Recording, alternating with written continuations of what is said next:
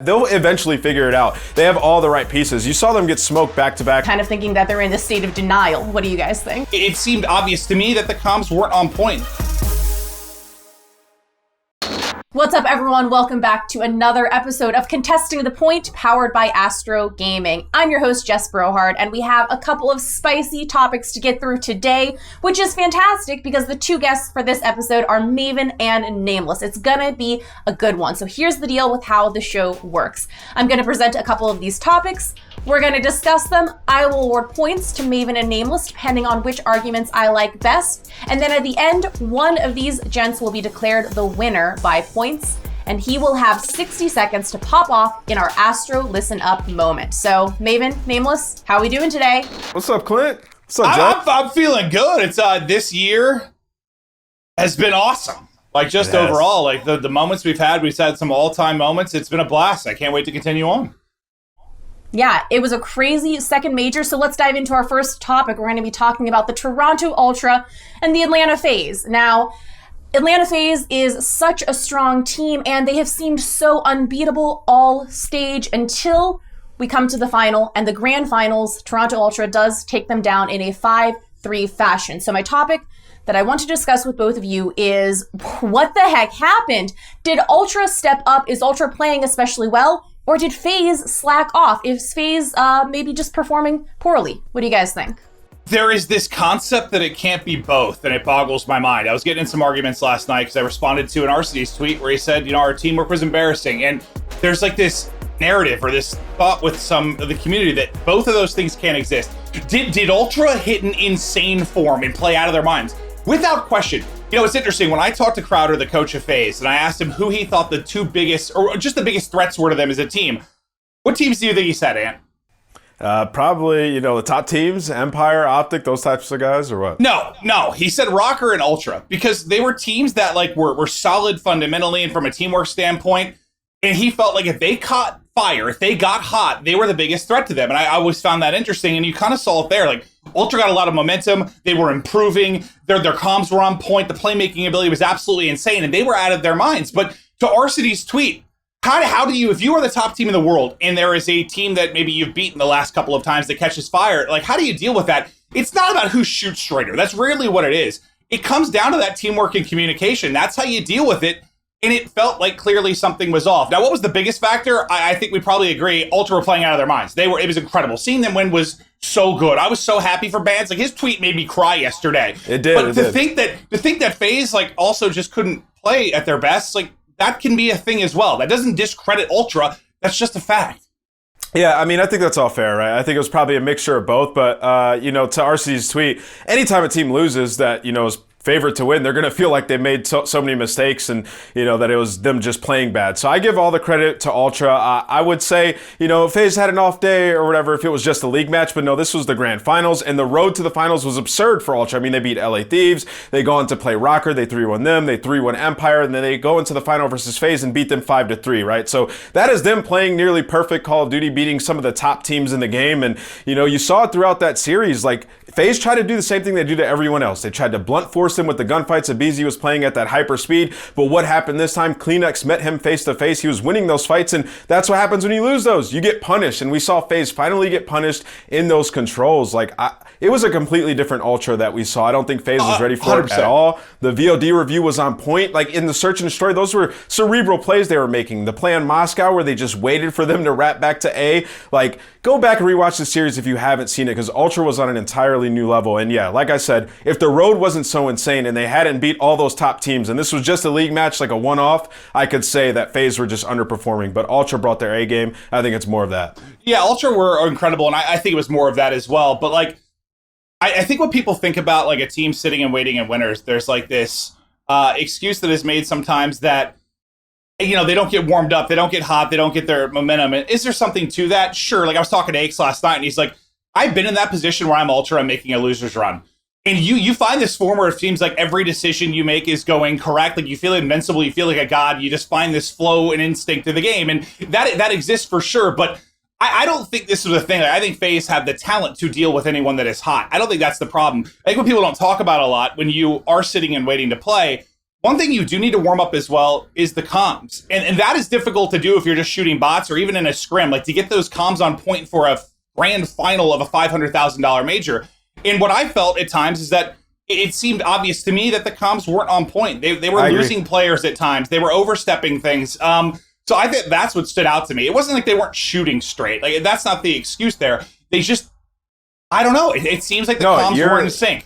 You're spot on with that. Like, the comms seemed like they weren't on point. They weren't keeping track of players. I mean, that's what allowed, like, Kleenex to go on one of the best sequences I've ever seen in my life on that rate control. So good. It was just absolutely insane. But, I mean, that's something that FaZe has to be prepared for as well, right? Like, going into, they're the team that's probably going to be in winner's bracket most of the time. If they're, that FaZe dominant squad, they're going to be waiting in finals for some of these teams. So they have to take that into consideration. So, I just give so much credit to Ultra there. And yes, FaZe did on a couple of maps, and especially early in the series, it seemed like they were off. But once Simp started beaming on maps 3 and 4, like, they were on form there, and Ultra were still able to do it. That's what was so tough about it, though, is because where did it get better for Ultra on the maps?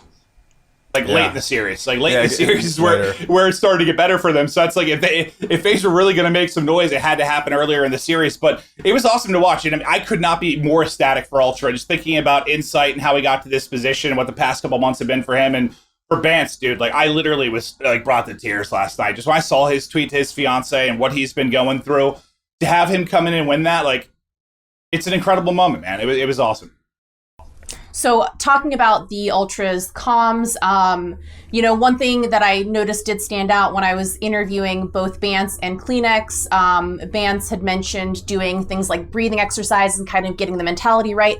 And then Kleenex, when I asked him, what is the main lesson that you guys have learned this stage, he said composure. And I think that was certainly reflected in the Astro Gaming listen-in. And in fact, I think we have an Astro Gaming listen-in teed up so that you guys watching at home can also kind of hear what we mean. So let's go ahead and roll that. Right wing. No. Where's he going? On the right. aBeZy right wing, and nothing, I don't see anything midpoint. They're gonna stun me. Yeah. Just lay down, Ben. Make a push, Ben. I don't see aBeZy, bro. Yeah. In cabin. I tried to play for him. One more. I hit him. Top left, top left, Simp. Ace and D, Simp. Hey, help Ace and D. Yeah, I'm coming with you. Help him. He's walked up now. He's close box. I don't see. So that listening, let's talk about it. You may have heard Joe and I, after some of their listenings, discuss it, because they were focused on a lot from a FaZe match, weeks back, when Ultra sounded dead. Like, they were getting smoked and sounded dead. But since then, I think what stood out the most is they are composed and calmer than a lot of teams. And, you hear everything coming through. You don't hear a lot of things repeated 3 times. And do they have necessarily the passion and energy of some other teams? No, but what works for one team might not work for another when it comes to communication. Personally, I love what I heard. It was great to hear things not shouted 7 times in a row. They seem to be composed and on point. It's great. Yeah, I thought the listening was absolutely beautiful. You hear everybody's calm. Like, rarely do they repeat call-outs over and over. It's not pandemonium whatsoever. And, some of the other teams, you hear they're listening, it's like absolutely insane. You can't understand anything that was said. When you hear Ultra, you can hear every single call-out. You can sort of follow along with what they're doing. And, I like what they have set in place. I mean, I think back to one of my teams I had with Merc, and that was sort of what we said. We're like, dude, if you're having a normal conversation trying to problem solve, and somebody starts screaming in the middle of that conversation, they're ruining that convo, and you're not going to get anything done. And it seems that's sort of what Ultra have put in place as well. I love it, man. I think every single person was contributing. Everybody was saying what was necessary, and you could see like they were playing well, and situationally they were on point. So one topic that I do kind of want to bounce back to, since we brought up the concept of this can be 2 things. It can be both Ultra playing well, and I feel like we've been focusing on them and talking about their strong points so far. So let's dip back a little bit and talk about maybe some of FaZe's weak moments. And in particular, I want to hone in on a couple of interviews that I did, on Friday after FaZe beat Ultra 3-1. I asked aBeZy, it was a great match, but the one map you did drop is S&D, and, aBeZy and Simp are kind of known for their S&D play. And then same thing after Empire on Saturday when I interviewed Cellium. I also asked him about the S&D because that was the one map that they dropped, and they gave me nearly identical answers. Both of them told me, oh, we know what mistakes we made and we know how to fix them and we are not worried. And then we come to the grand finals and they lost 2 of the 3 S&D maps that they played. So Is there something going on with S&D? I mean, I thought Atlanta was in the state of Georgia, but now I'm kind of thinking that they're in the state of denial. What do you guys think? I love that, Jess. Yeah, I think a couple teams have sort of cracked the code with FaZe. aBeZy likes to play super aggressive, usually a follow-up with Cellium sometimes, and they've been getting blooded. I mean, I think back to when it first happened on Express versus LAG, where they were pushing up through those hallways, getting picked off, and, you know, it was happening once again versus Toronto. And a good thing for Toronto is, like, their raid has been incredible. FaZe go ahead and try to play them on there. They lose that, which increases Toronto's record to 7-1 on raid. And then when it comes to Express, they dislike that map, but their auto veto is always checkmate. So now FaZe have to go back and figure out like what map they want to get good at, because they have to expand their map pool a little bit. And we thought that FaZe had the best map pool in the game. Well, clearly there's some maps they have to work on, because they continuously are losing Express as well. So they're not unbeatable there, and Toronto really exploited their mistakes throughout the entire season. I don't think it's as severe as it looks maybe from this major. I think over the course of the major, what really stood out is Express. Like, that's the map they need to get better at. That's the one they're going to go to. That's where their biggest weakness was. Everywhere else, I think they, for the most part, have been okay until this weekend. But I think to what you said, like, teams are learning to play against them better. They were getting blooded a lot. You saw some tweets from players about that. Like, I don't know what we're doing. We're just getting blooded. And I guess the reason that I thought no one would beat them in a best of 9 was because how good the search was, and because they do have very good search players, that if people adapted to them, they'd adapt right back. I mean, we've seen them do it in the course of a map, where like mid-map, they make some changes.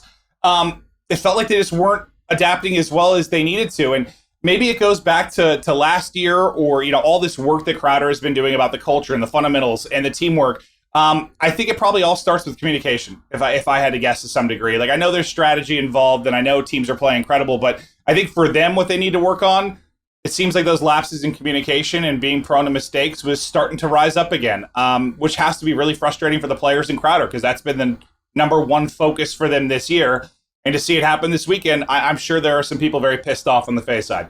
Yeah, I mean, even like strategically though, like some of their setups were not working this event at all. Like, think about the Miami that they had, where they just kept having Arcitys play over near beach, and, you know, you saw Bance go up to the right side. He was crawling on the ground and getting past Arcitys' line of sight. Like, that is just preparation on another level there. And FaZe didn't adapt till way later. They were sending Simp over there to help Arcitys, and then at that point, Toronto was flipping it up and hitting B and hitting Garage. So, you know, it's preparation as well, like being able to adapt quicker. It wasn't there like it usually is. Yes, like that 100%. Like that is why we have felt they'd be so strong in search and stay ahead of the game, whereas a lot of teams have been caught, is because we didn't think they were like a one-trick pony. Like, we've seen their willingness and ability to adapt mid-map. Where was that?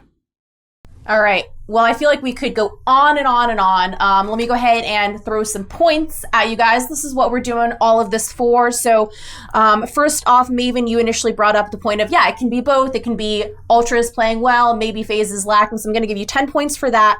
Nameless, I really like what you talked about with Ultra playing nearly perfect COD. 10 points to you for that. Then we started to talk about the comms. Maven, I really liked that you were the first one to bring up how great Ultra's comms were. I'm giving you 5 points for that. Nameless, I like how you hit on FaZe needing to expand their map pool. 5 points for that. But then I really, really liked, Maven, how you brought up that maybe other teams are just starting to learn to play against the Atlanta FaZe, and they're kind of adapting like Ultra was doing. So I'm giving you 10 points for that. So after this first topic, the score total is as follows. Maven, you got 25 points, and Nameless, you got 15 points. So are you ready for the second topic? Maybe gonna get a little spicy, so we're gonna be talking about OpTic. Now, we all know that OpTic has a ton of momentum behind them, but then we've also seen them have some struggles, and in particular, they were knocked out of this major by the Minnesota Røkkr, and now previously they had been 3-0'd by the Røkkr as well. So I guess what I'm really asking you guys is kind of what's going on with OpTic. You know, is this a temporary setback? Are we just seeing some stumbles? Is this the end for OpTic? Where does OpTic go next? Yeah. I'll take this one first. Yeah, I think it's like the overcorrection out of OpTic. Like they're trying to fix their search and destroy so much that they're taking a step back at some of the other game modes. But yeah, they'll eventually figure it out. They have all the right pieces. You saw them get smoked back to back in, what was it, like 2 weeks ago? And then in this major, they look like a completely different team. They're winning S&Ds. And, you know, while even winning those search and destroys, like they have players who aren't playing that well. Like Envoy in particular, he's a player who I think has another level that he can go to. And he wasn't that great.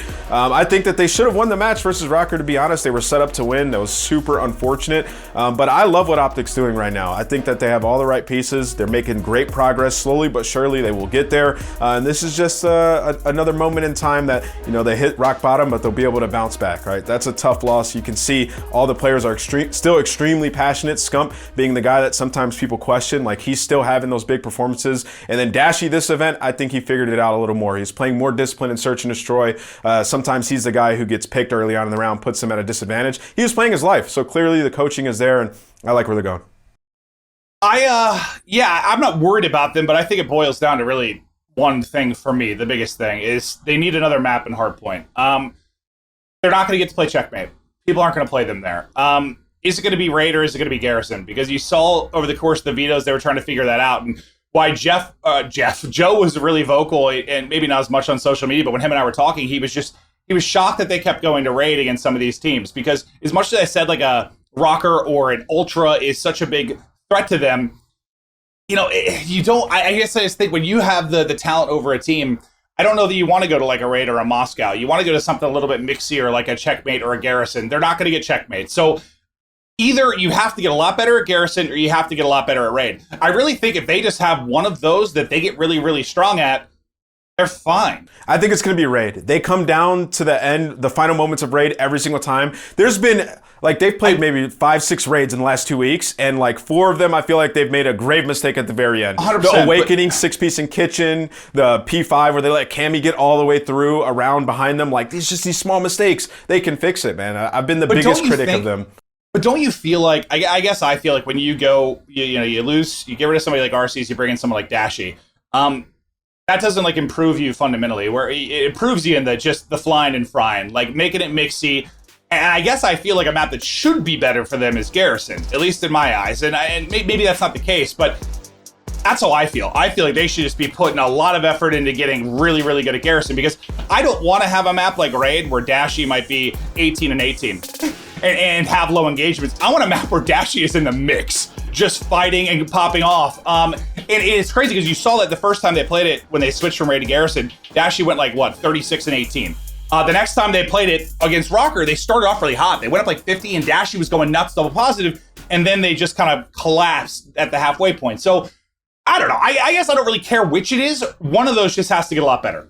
One other topic, because I really like this, a discussion about the maps and everything, but I also want to bring up Scump and talk about how he just wasn't playing like himself. He had a 0.9 KD for the stage, which is the 9th worst KD in the league. So where does he go next? He's such a veteran player. He's obviously very, very talented. Is this the beginning of the end for him? I don't think so at all. I saw a tweet from him. He's like, I'll play till I want to. I'll retire when I want to. I think Scump's going to play as long as he damn well pleases. But maybe when it's getting a little bit messier and, you don't have the control you'd like, there's that give and take between AR and SMG. Like, he's the one that kind of gets thrown in the blender sometimes, because the Envoy with him, he doesn't have like think of like his Karma do in the past, or even like a TJ, or like someone that's going to go in first all the time. And not to say he was like baiting exactly, but that was his role, right? Like sort of like Simp and aBeZy. aBeZy goes in first, Simp sometimes is the one cleaning up the mess. That's not really how Envoy plays the game, and that's not a shot at him. That's just not how he plays the game. Envoy's incredible, but I don't feel like he has that guy just always sliding in front of him sometimes. So it's a little bit different maybe for him with this roster, but have we seen the end of Scump? No, I think that's insane. And if you see the longevity of somebody like Clay, like I just think as long as Scump has that competitive spirit and wants to get better, he will. When that competitive spirit dies, that's when it goes away. Yeah, I completely agree with you, Clint. I think that he has to go first for legitimately every single player on this squad. Like when they're entering a room, it's Scump going first, and that's not his like main play style, right? Like he's not an been aBeZy him type a player. lot of times in his career, right? It's not been his role. Exactly, yeah. So, I actually think that Scump towards the end of stage 2 and throughout the major, I thought he actually played pretty decent. He had some moments where he was like the only guy that was doing anything on the squad. But when I look at OpTic, they're the team that has their ARs are the ones that are going to be slaying and picking up all the kills, and that's why they have the Formal and Dashy duo. Scump's more of like a role player on this squad. Yes, he's going to be first hand, but is that going to result in him having a 2.0 KD like back in the day? Probably not, right? Like he's more of a role player on this squad that has that pickup ability. But yeah, I'm not too displeased with how he performed at the major or the last few matches they had. And that might be one of the issues they have, sort of, is they don't have I don't know, necessarily that natural entry player. And not that Scump can't be that not that he can't get a lot better, but I guess I just don't feel like that's been him through a lot of his career. Maybe, if he gets a little bit better in that spot and wins more of those opening one-on-ones, that could be massive, absolutely massive for the team. Yeah, because you look at Minnesota and they have Standy, who's first in every time, running around and attaches more of like an Envoy type player. And then you look at aBeZy, he's the guy who's always first in. And then it's just every top team has one of those players like a Shotzzy, and it's not been Scump. So maybe he does adjust his playstyle a little bit to sort of mirror those squads. But nevertheless, I still think they can do it with just having the AR dominant duo and figuring out what that. Yeah. I'm not worried about Scump, personally. So then one last, while we're on the topic of OpTic and Røkkr, one last, I guess, idea I want to bring up is the little bit of kind of outside of the game controversy that we had when we saw the Røkkr tweet, "We are witnessing a breakdown." Scump responded to it. When Scump did that, other people called Scump soft, and it kind of started this whole discussion of, is trash talk a part of the game? Well, there's a time and place. Banter should be for people that already have kind of an existing relationship with these organizations. So I guess that's what I'd like to talk about next. Who was right and who was wrong? Listen, I'm gonna preface this with I'm not a good person to ask. I know what this, you're gonna say. I'll probably piss some people off, but from a commentator standpoint, I want all the drama. It brings in viewership. It brings in discussion. I want all of it. And I've said this multiple times, but we're playing a video game. We're playing Call of Duty. It's insane. I've always viewed us as closer to, I don't know, something like the WWE than we are Major League Baseball. I am all for all trash talk. And I love the fact they tweeted it. I love the fact that Scump responded. I love the fact that it turned into this giant shit show. Because what is going to happen the next time they play? It's going to be lit. It's going to be absolutely lit. Yes. Yeah. Well, here, I tend to agree with you there. I just thought the tweet was just a bad tweet. I thought it was kind of corny. They could have come up with something way better, but I don't think they should have deleted it. Also, it is perfectly fine for Scump and the rest of the players to be angry, sad, annoyed by that tweet, right? 100%. And it's also fine for him to reply and say what he said, but they should not have backed down. They should not have deleted it. OpTic have thrown their fair share of shots out there. You think about the video where they were ranking the teams. They were roasting the crap out of all the other 11 CDL teams in our league, right? I can think of a clip where Formal literally walked up and said, "You suck" to all 4 players on Clayster's squad on LAN in their face after fist bumping them. So they've done things like that before immediately after losses. So I just think it was a bad tweet in general. Scump got triggered by it. He tweeted it. It was great for our scene, and it's fine for him to be mad. All right. Well, this was great. I loved this topic. So let me go ahead and throw some points at you guys. We've covered a lot, so I'll do this really quickly. Nameless, you made a couple of points about OpTic making an overcorrection, criticized Envoy, but you said that they can bounce back and give you 25 points for all of that. Yeah, well, because it was 10-5-10. I'll show you my notes if you want to see the exact breakdown. But just notes? trust me, it was a lot of. I have notes. I'm taking notes about little bitty points you guys are making. They add up 10-5-10. That adds up to 25. Maven, you made some really good points about how OpTic need another hardpoint map and then they can beat anyone, so I give you 5 points for that. I really liked how we moved on to the Scump topic, and you said that Scump is going to retire when he wants to. 10 points for that. Nameless, you did counter with some of Scump's, good moments. You said, well, he's not playing that badly. 5 points for that. Maven, 10 points for I want all the drama. Completely agree. I love the drama. Yeah. It's so entertaining. It's like what makes COD different than some other esports. Like we cross the line sometimes. I love it. And then finally, Nameless, you said I give you 5 points because you said that it was a bad tweet. And then I give you 15 points because you said, Scump it was okay for him to be annoyed, sad, frustrated, etc., and for him to respond. So all told, for this second topic, Maven, I gave you 25, and Nameless, I gave you 45 points. So if you add up the total here, let's see, 45 plus 15 is 60, and 25 plus 25 is 50. So Maven, you got 50 points, and Nameless, you are the winner of this episode of Contesting the Point, powered by Astro Gaming. So we're going to give you 60 seconds to pop off in the Astro Listen Up moment. Grab your gold headset, and let's go. Well, it was a wonderful episode. Clint, thank you for losing to me yet again. Back-to-back champion here. But I just want to give a major shout-out to Bance and the Toronto Ultra. I was one of the people who were literally saying that Bance should be benched from this roster after his performance throughout Stage 1 and Stage 2, and he completely turned it around. I mean, he was by far the best player throughout that series for me, and I'm just super excited to see where this team goes for his bounce back, especially. I think Vance is officially the GOAT European player, having 2 big championships and basically defying the odds time and time again. I mean, this team was criticized for benching methods and picking up insight, and they still win the tournament versus one of the most dominant squads we've seen in FaZe. So major shout out to them, and appreciate all you guys stopping by and watching CTP. All right, well, that does it. Nameless, that was a wonderful Astro. Listen up, you really popped off there. One thing to clarify, Nameless said that he was the back-to-back champion because he was referring to the last time he was on contesting the point last season. So, of course, he had to, you know, throw a little crap toward Maven that way. But that does it for this episode. Be sure to check out the next home series, which is the London Royal Ravens home series, April 22nd, to kick off Stage 3 of the Call of Duty League. We'll see you next time.